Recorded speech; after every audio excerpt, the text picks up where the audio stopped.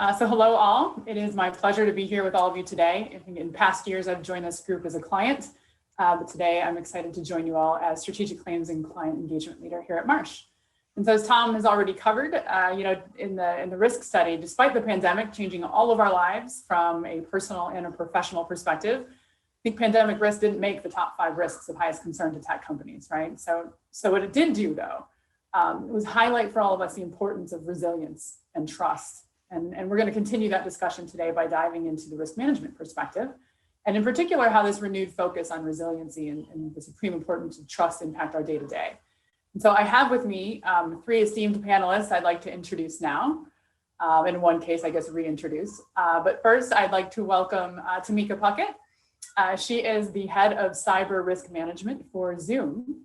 And Tamika, if you want to briefly introduce yourself and give us a brief background of your experience. Sure.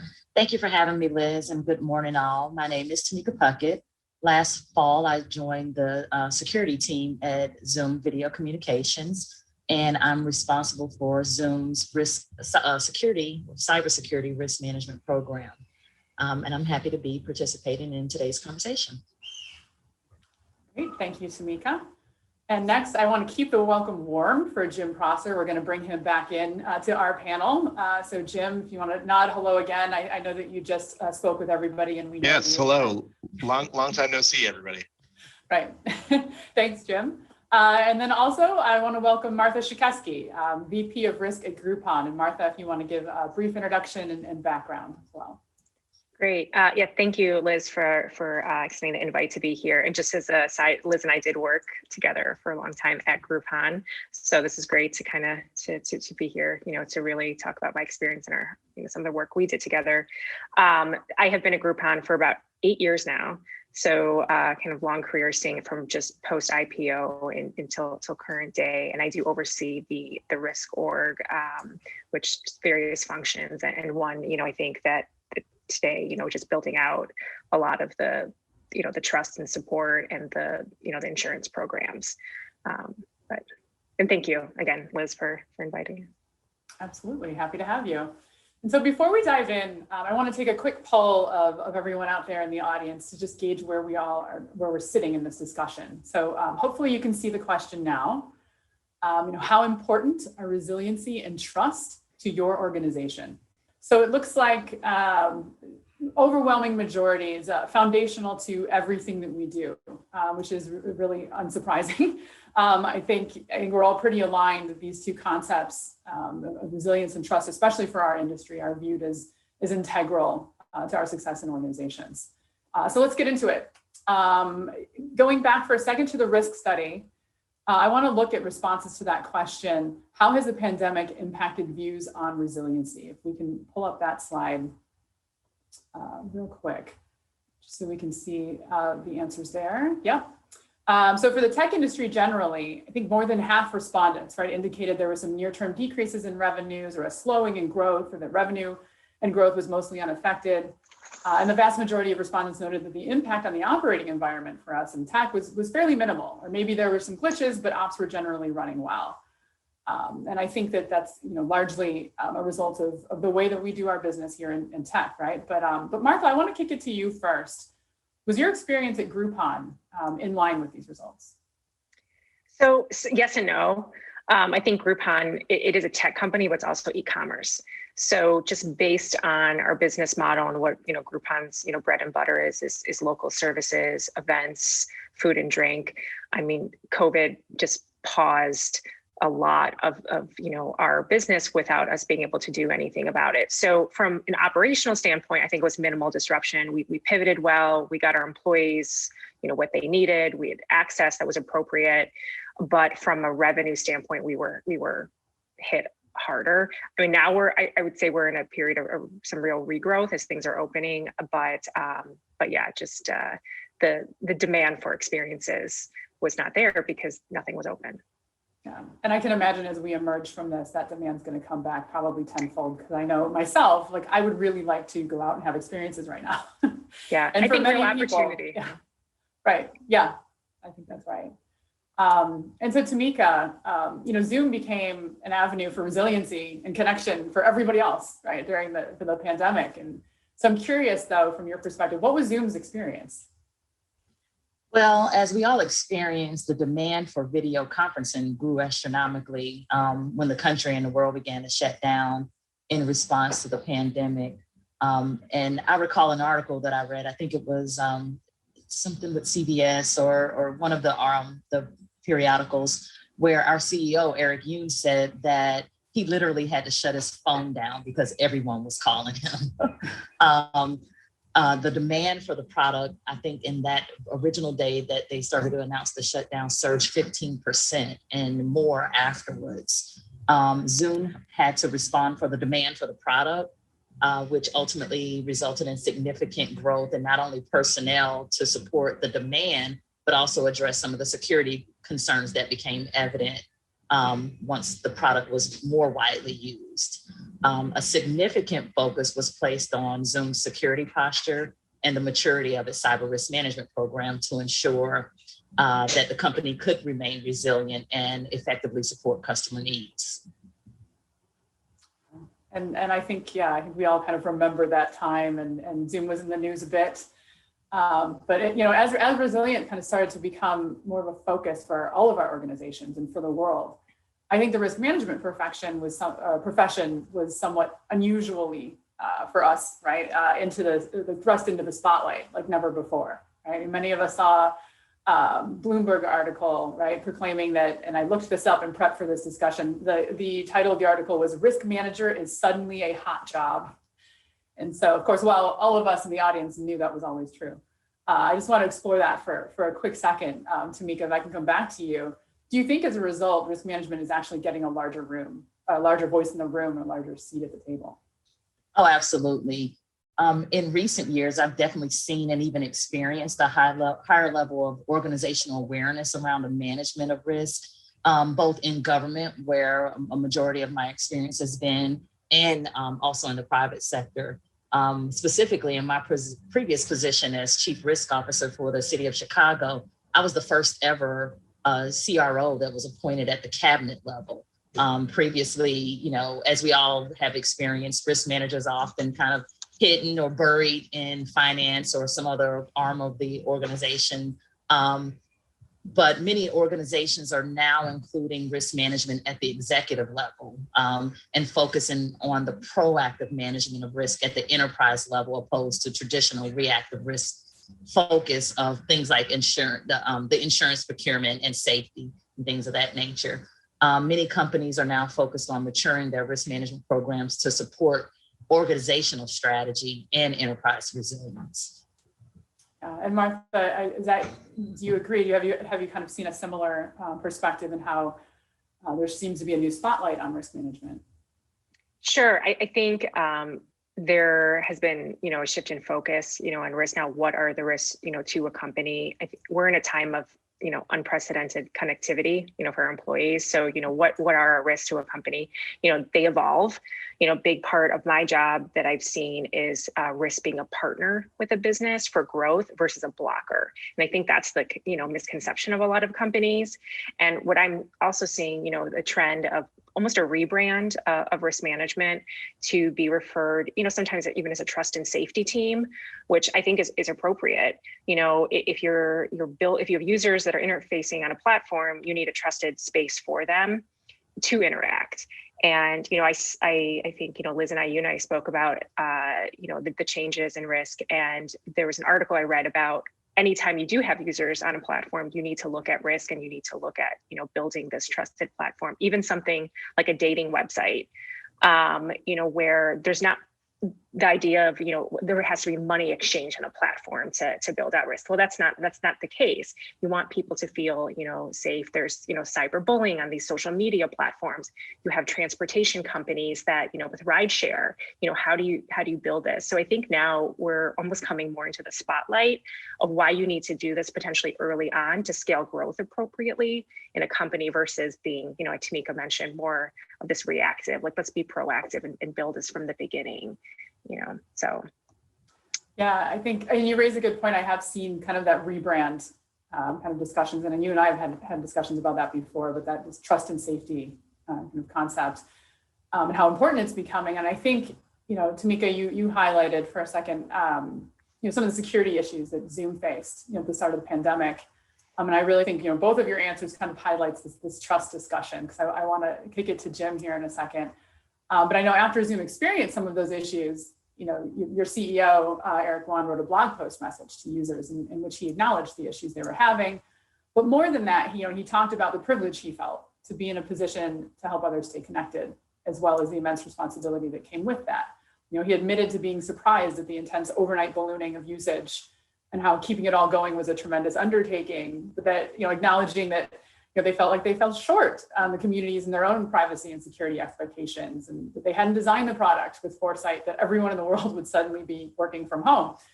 And then he talked about what they had done so far and what they were going to do to kind of fix the issues, and ended with a commitment to transparency. And so Jim, I'd love to kick it to you. I know I've seen the Edelman report that business is becoming the only trusted institution, which is pretty remarkable.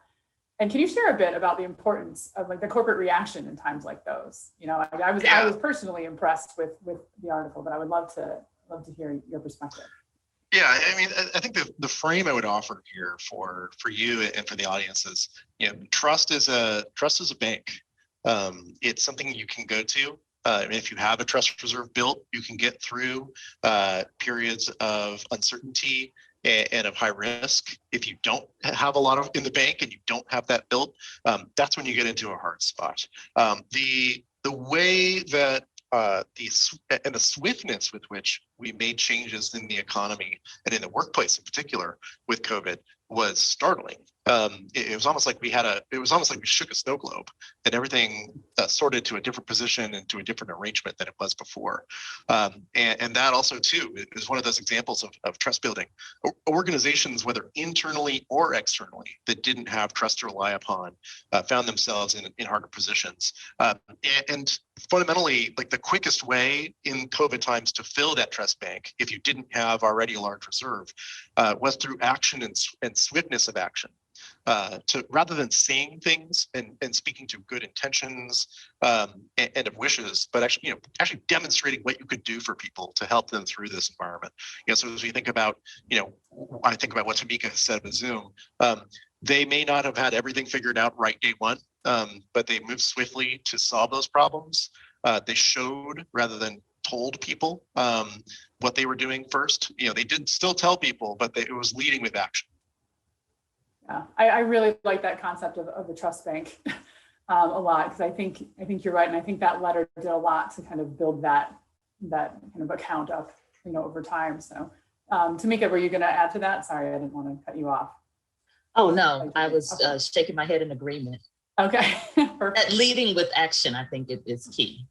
Yeah, that's, and just to reiterate from our study, from the trust barometer, that is not just key, it's the expectation now. The companies that just lead with words and only words are the ones that stand to be most vulnerable.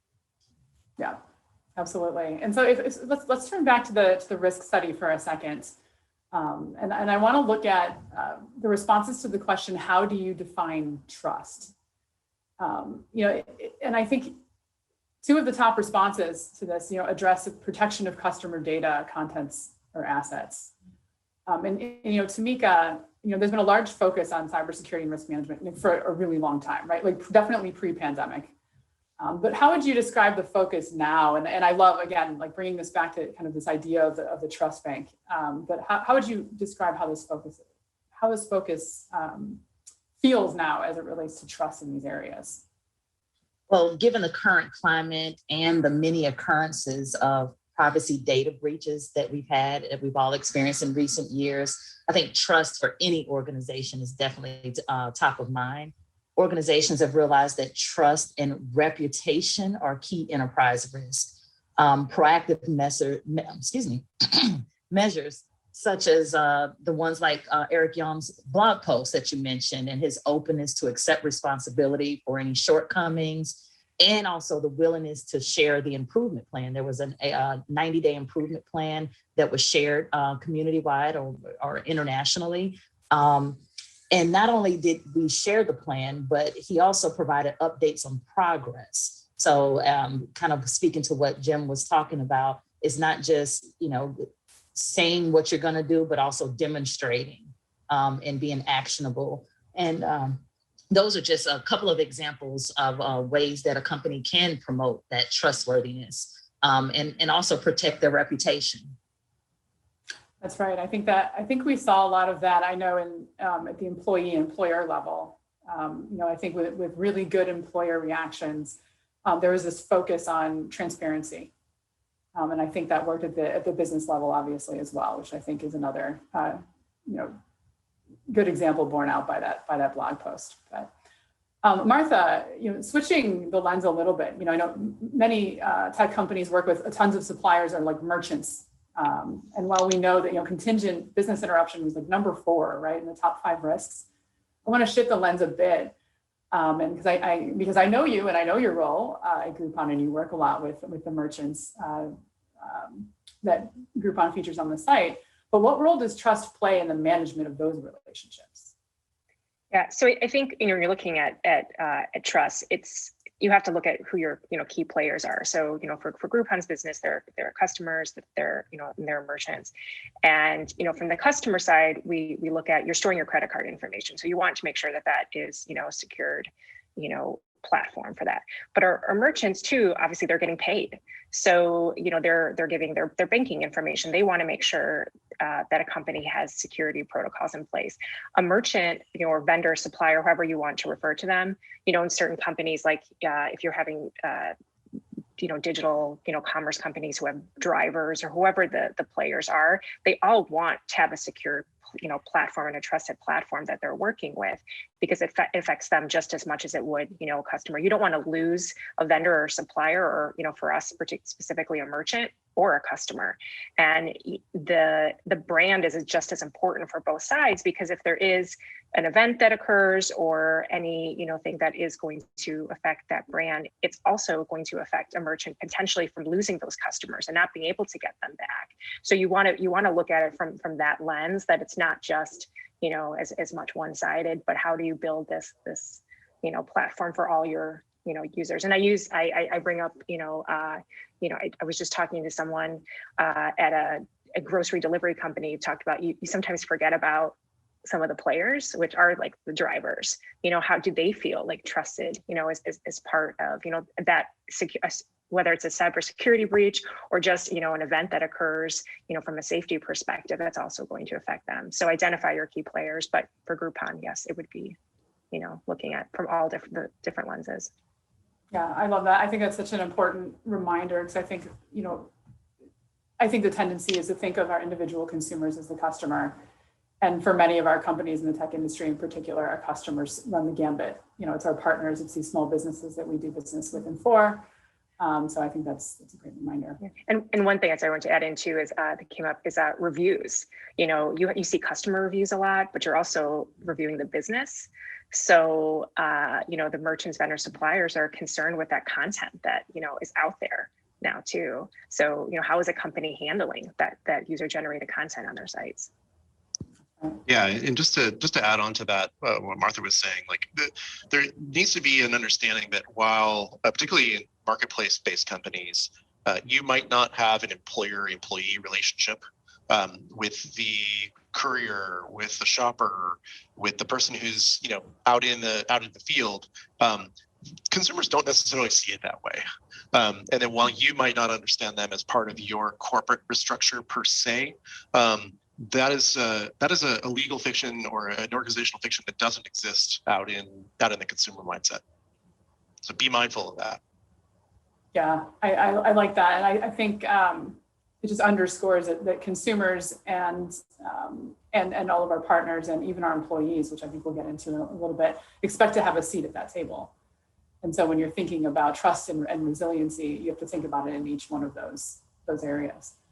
So let's revisit the risk study just one last time here. I want to explore a little bit the connection between trust and risk management a little deeper.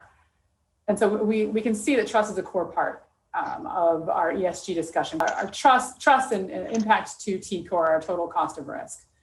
And so we can see that trust is a core part of the ESG discussion, the customer discussion, the business partner discussion, as Martha and Jim have just highlighted. or the merchant discussion. And respondents also felt that trust seemed to help moderate the cost of risk. And so a follow-up question for you, Martha, just building on the merchant discussion. You talk about expectations that customers and merchants have for us, but the reverse is also true, right? I think there's a measure of potential reputational risk as merchants are also representing Groupon. You know, in the marketplace, each one of those suppliers and those small to medium to large businesses are also representing the platform. Can you talk about that, your experience with that a little bit as well? Yeah, I mean, I think that, you know, having protocols in place, like depending on what you're selling, services or, you know, actual goods, but, you know, the quality that you have on the site is affecting, you know, others on the site. If you are selling product, you know, the authentication of product, that does trickle in, you know, to affect if there's, you know, a story that comes out about a product not being authentic that's sold with one, but the assumption could be that that's also the other vendors are having that same issue. So I think you have to look at that it's, you know, brand is really important. Even just like how a company responds to events is going to affect any of the key players and, you know, the vendors on a site. And staying with that a bit. So Jim, I know that you've been engaged with, or you've worked with Google and Twitter and I think SoFi. To what extent was this a part of the conversations when you were engaged with those companies? To the extent you can share.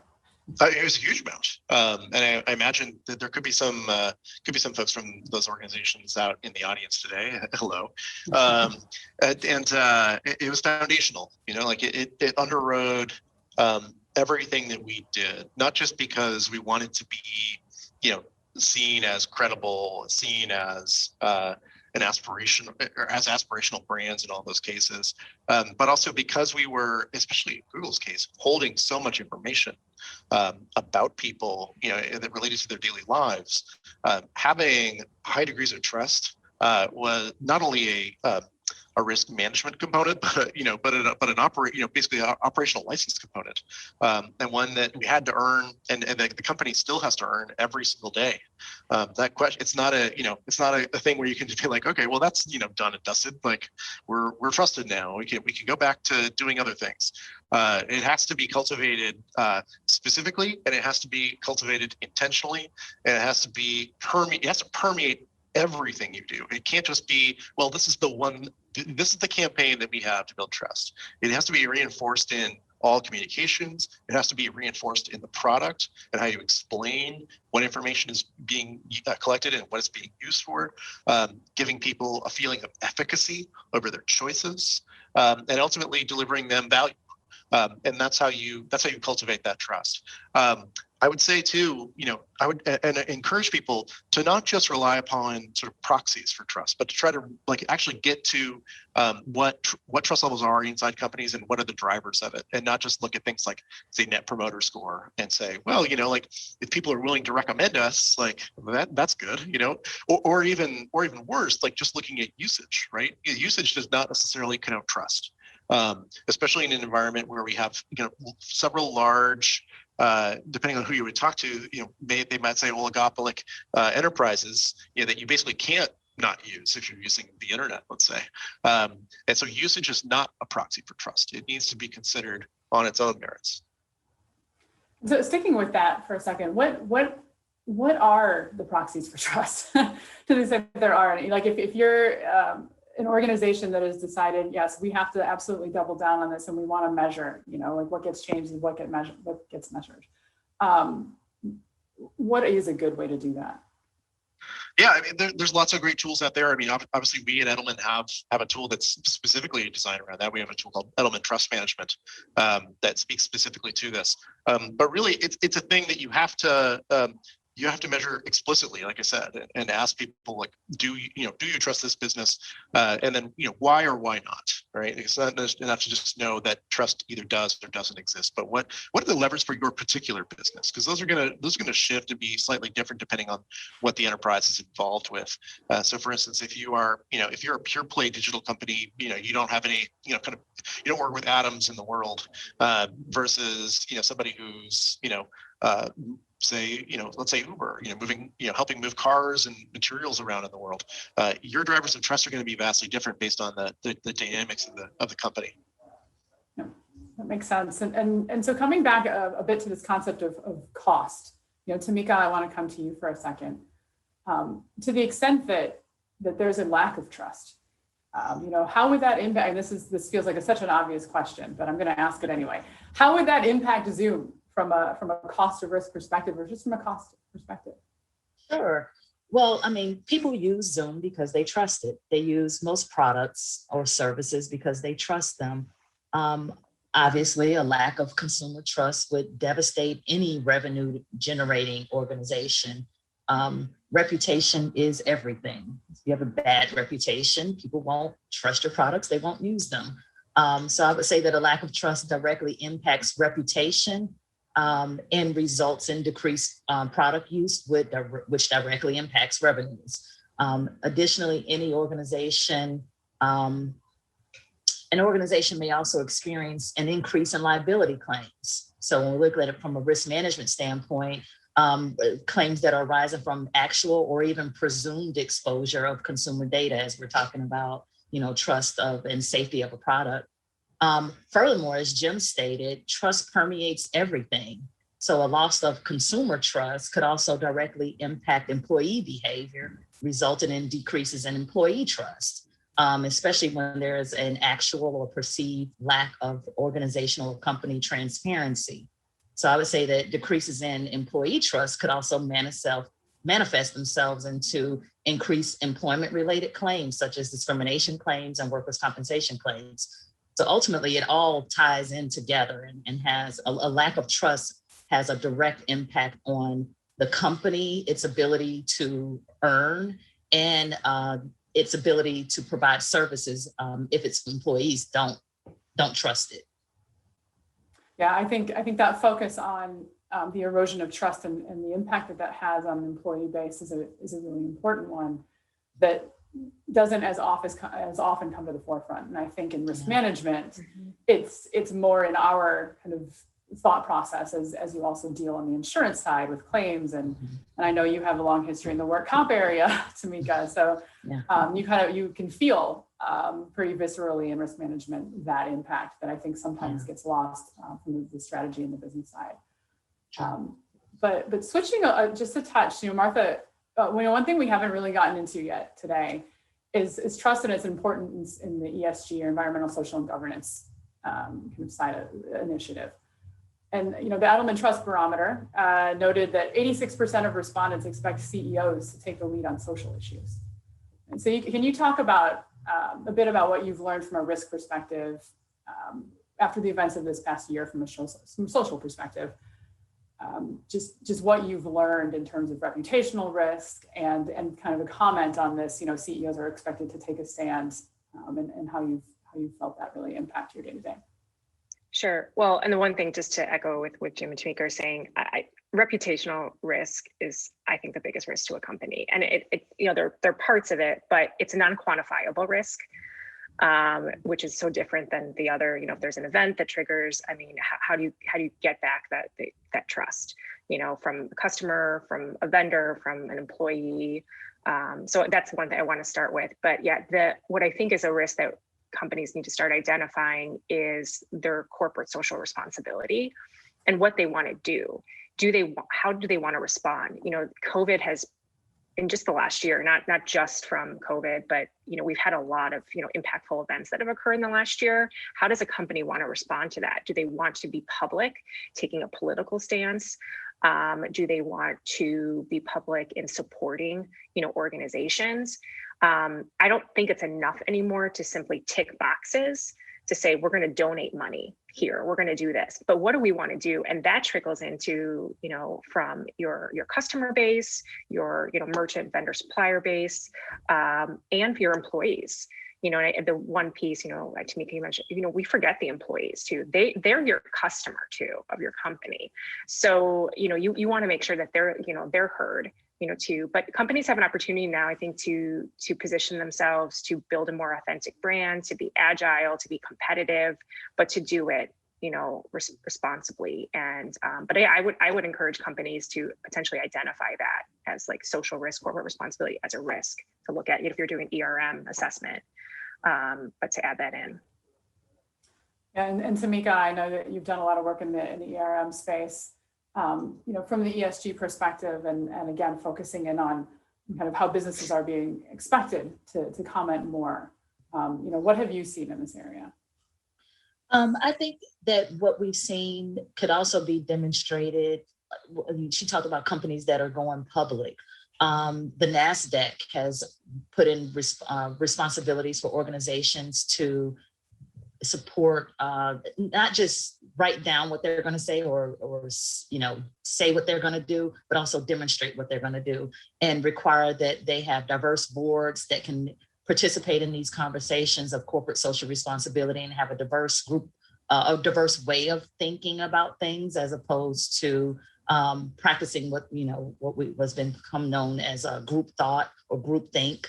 We want to get away from that and have diversity in the way we think and diversity in our boards and our organizations, so that we can be authentic in how corporate social responsibility is demonstrated by an organization. Yeah, and Jim, obviously, I'm sure you have a perspective on this, given the stat and the trust barometer. But I would love to know when you've seen this done really well. Can you share some examples? Yeah, and I think it ties a lot back into what Martha and Tamika just shared too. Number one, it goes well when it's authentic to the enterprise. Consumers and audiences and employees too are really good BS detectors, and can tell when something is being forced, when something is not authentic, when it's and also when it's not being backed by anything. It's the era of kind of good feelings being enough for CSR and ESG are completely over. It has to be backed by something real, something tangible, something that's not simply just expressive. And to Martha's point, oftentimes the best answer here is not one of dollars, but of what is the greater impact, what's the greater good that a company can drive through kind of all means being considered. So if you give $1, that has a kind of a catalytic impact of like 1x, right? But like, what if you're giving your product? Does that actually carry more impact than it would if you just simply gave money, right? And finding ways to make these programs integral, as opposed to making them kind of just a supplemental, is the key here. And that's what drives that feeling of authenticity. That's what drives that feeling of believability among audiences, whether it's the CEO delivering it, whether it's a company message, whether it's in advertising. Those are the things. That's the rubric on which customers and the public are making their judgments. Yeah, and you remind me, I think Airbnb is a good example of this. Making their product available. They have, I think an Airbnb.org that I've seen where they can really make use of their product in times of need.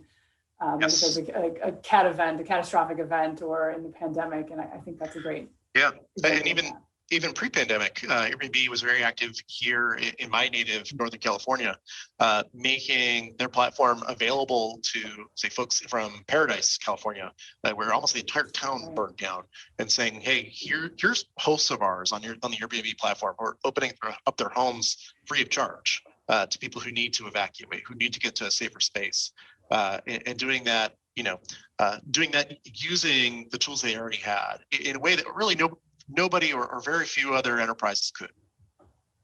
I think you're right. And I think it's another good example of that trust bank, right?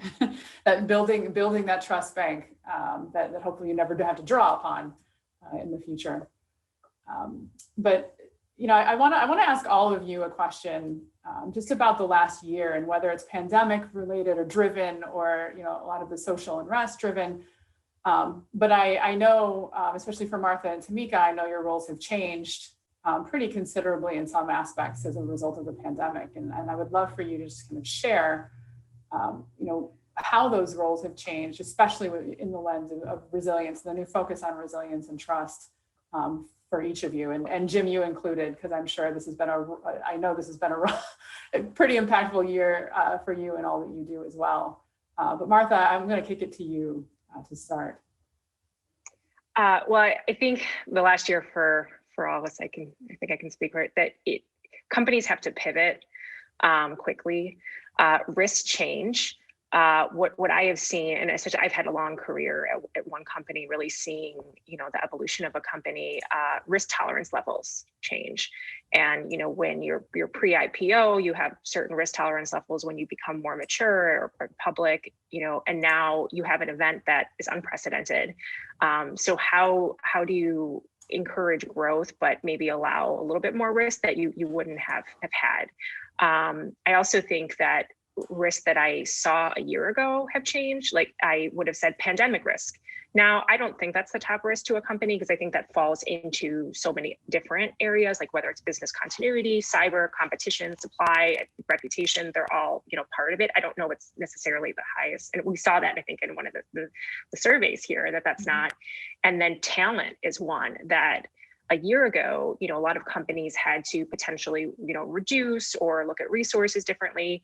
Employees, if their jobs were not impacted, I think that they were happy to stay. Well, now you're looking at companies who are pivoting to different models of potentially hybrids, hiring at all different, cities. So I'm seeing talent, really come in as a big risk. Talent, retention, that if you would have asked me a year ago. So I've seen that in the last year, just like risk change. And is it enough to look at it yearly? Should we look at it quarterly? If there is an event, do we want to, assess a risk at post-event? Great. And what about Tamika? How was I know I have an advantage over the audience, but I know how your life has changed, but can you share a bit? Yeah, the last year has been a roller coaster, I think, for everyone in so many different ways. The last year has led to me being able to join Zoom. It's the reason my job was created, this, explosion of the need to utilize this product. It allowed me to adjust and be able to support myself from a personal standpoint, support my family from, instead of all of us leaving the house every day, we're now home and we're homeschooling and things of that nature.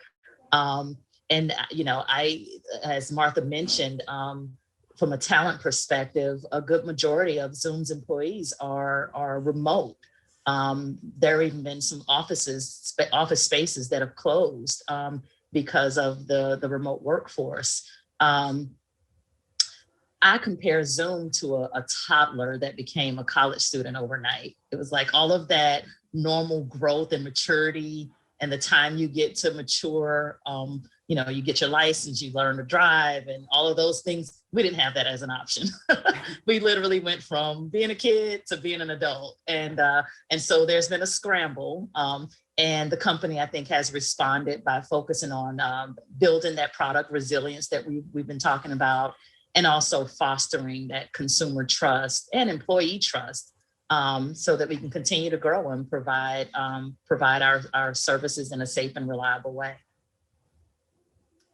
Thank you. Yeah, Jim. Yeah, pleased and honored to have the last word on this, even though I'm definitely not the expert that you guys are in terms of evaluating the risk environment. But I would frame it slightly different. I would say once we've got through the initial wave of the pandemic, it became less about the reshuffling of risk and more about the other side of the coin, which is opportunity.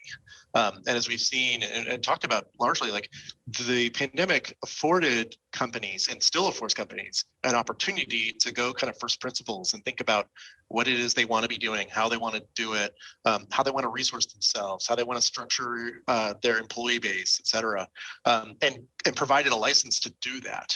And there's a stark divide, I think, you can see it within companies and when you work with them, between companies that just want to get back to, they just like, well, let's get back to what we're doing before this, as if we were sort of like rolling back the clock, and companies that realize, oh no, this is actually an opportunity here. to embrace something new and different. Maybe it's something that we always wanted to do, but really couldn't because we felt too constrained.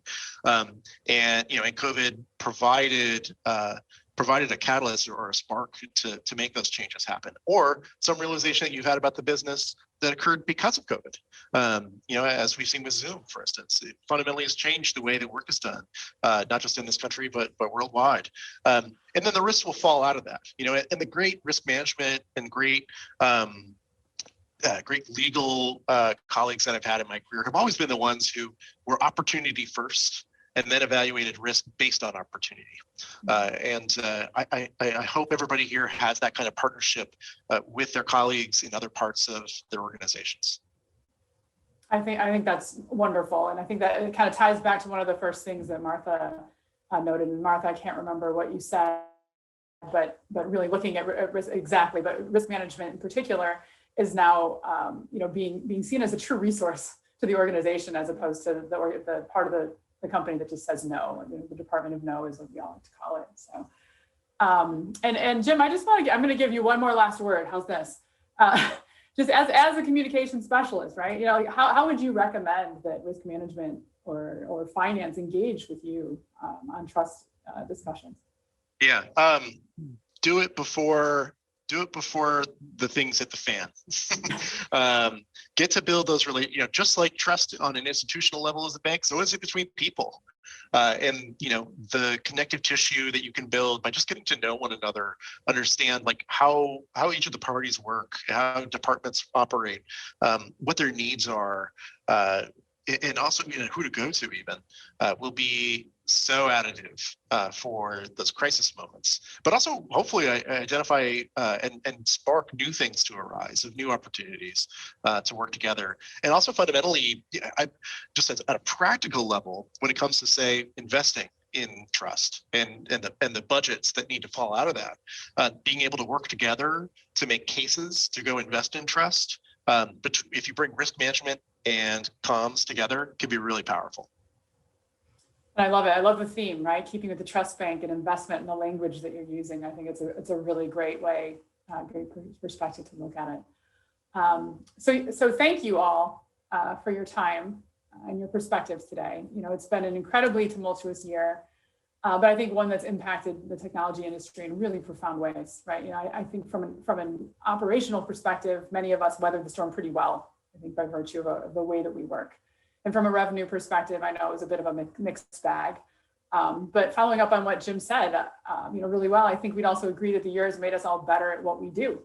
And if nothing else, it's given risk management a bigger seat at the table and an opportunity to put issues like resilience and trust at the forefront. And an opportunity, even though trust and resilience may be in the common vernacular now and in the strategy discussions, also making sure that lens stays on all constituents, right? Our consumers, our merchants and partners, and our employees, and really pushing that forward as we move on. So thank you all again. Really appreciate your time and your views today.